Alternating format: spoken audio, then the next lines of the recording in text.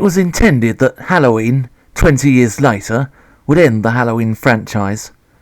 The fact that Michael Myers was decapitated at the end of it seemed to prove this. But then the issue of money raised its ugly head.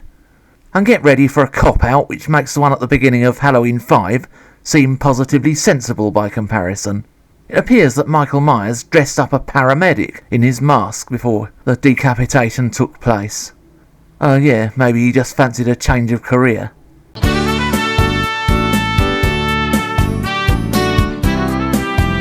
Laurie Strode is now in a mental institution. She knew Michael would return for her eventually, so she set a trap for him, which leaves him dangling from the roof. But then she decides maybe it isn't Michael behind that mask after all. Maybe it's, Charlie Fairhead from Casualty or something.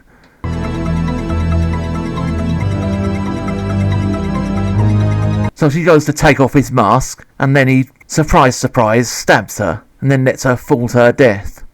If this scene had taken place at the end of a movie involving both Laurie and Michael, and they died together in this scene, this would have been a fitting end for the Halloween franchise.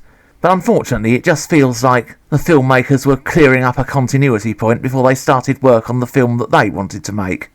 A teenage girl discovers that she and her friends have won a competition to spend the night in Michael Myers' house, courtesy of Dangertainment. What follows is a cross between Big Brother and Night Trap, as the teenagers are filmed wandering around the house, whilst the ghoulish audience looks on. There are various props set up by Dangertainment, and also fake corpses, but it isn't long before Michael Myers turns up and starts making some real corpses. It goes without saying that the original premise of Halloween, an unknowable embodiment of evil being pursued by his obsessive doctor, is long forgotten.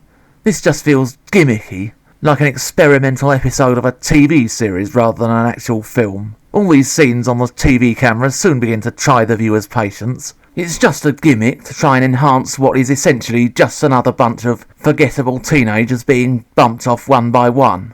Although on the plus side, Michael Myers gets a karate kick courtesy of rapper and singer Busta Rhymes. Don't this hit make my people wanna?